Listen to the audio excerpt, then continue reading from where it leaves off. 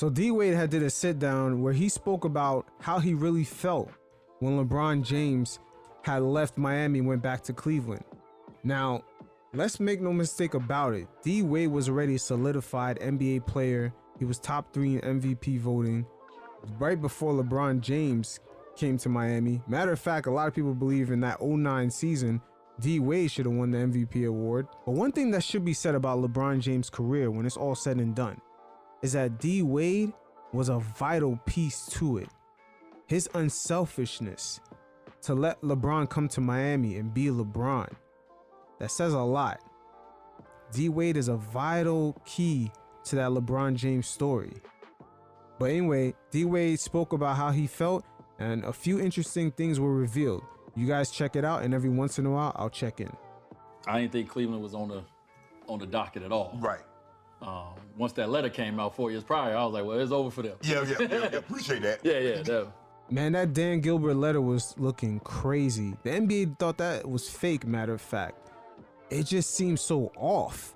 It seemed like he owned LeBron, like he owned him as a person, the way that letter just came across. But LeBron James definitely went back to Cleveland for branding purposes. He couldn't just leave the Midwest hanging like that. He had to go back. It was part of his storyline, you know. LeBron went back home, bought a championship there. He's a savior. It was actually smart by him from a branding purpose. But he went to Miami to learn what it took to win a championship. And then once he collected that information, he went back home. And so when we went into free agency that summer, I didn't think that we wasn't coming back. Right. I thought we was gonna retool. Right, that's what teams do. They retool. Right. And so once I started hearing the noise on the outside, and I started hearing Cleveland, I started seeing things. I was like, oh, it's some truth to noise. Right. Some truth to noise. Yeah. There's truth even in a lie. Yeah, there's something in there. And I didn't even know it was a thing because we never talked about. Right. Hey, that was never our conversation. Right. And so it's interesting. D-Wade was completely left out of that.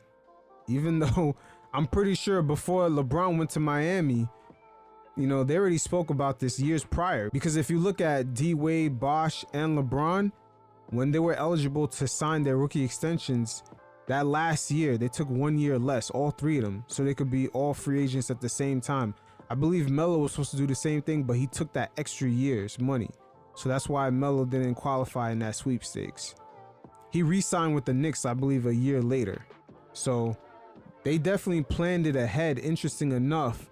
But LeBron James is making plans on his exit without D-Wade. When I did get the information from him that he was headed back to Cleveland, I took it like I take everything else. I took it on the chin because I'm not a selfish guy. I have selfish acts and selfish moments, but my whole being is not selfish. Right. And definitely not. D-Wade is not selfish at all.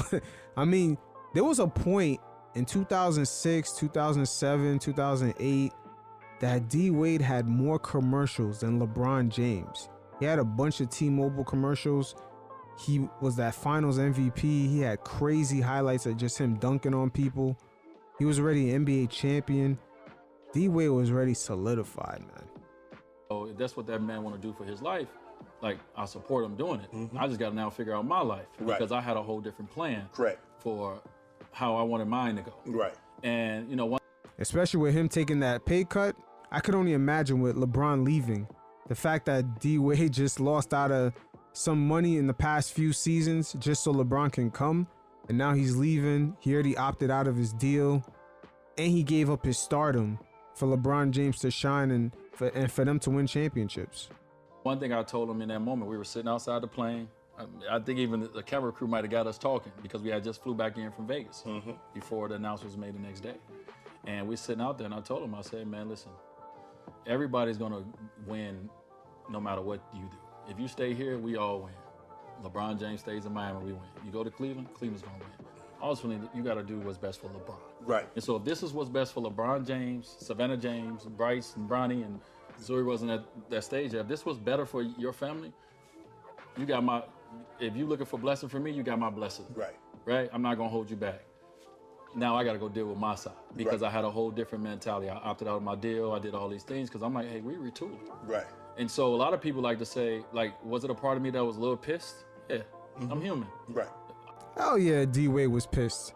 Hell yes, D-Wade gave up major real estate that he had within the NBA as being Mr. Miami, being Mr. T-Mobile commercials, being the leader of his team, the NBA Finals MVP.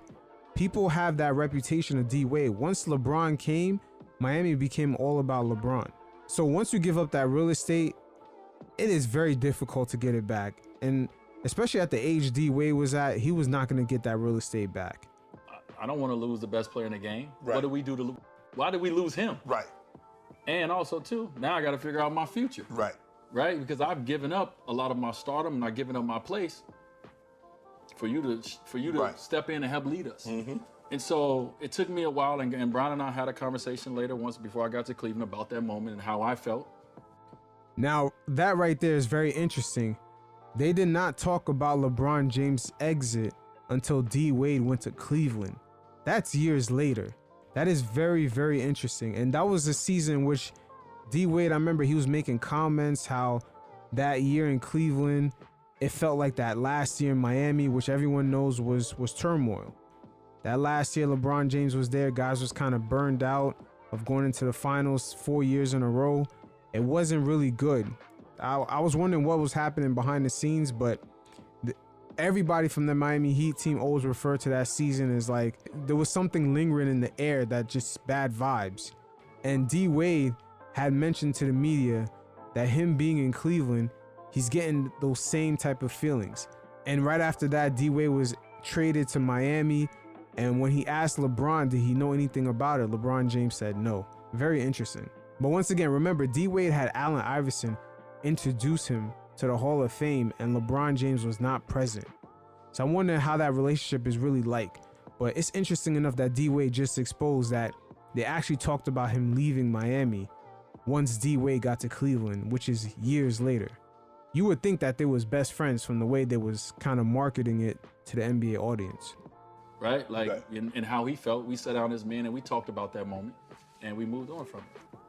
But Dwayne Wade, aka Flash, let's not forget what he was. NBA Finals MVP. He actually outperformed LeBron in that 2011 NBA Finals against the Mavericks. With LeBron James, I think he almost averaged about 15 points. D-Wade almost averaged 30. D-Wade was that guy. He had more commercials than LeBron at the end of the early 2000s. Mr. Wade County himself. But when you give up that type of real estate to someone like a LeBron James, you're really not going to get that back. But you guys definitely hit up the mailbag. I'll leave the link below. Hit me up with your questions. I feature in a segment of the show. So until next time, you fellas stay safe. Peace.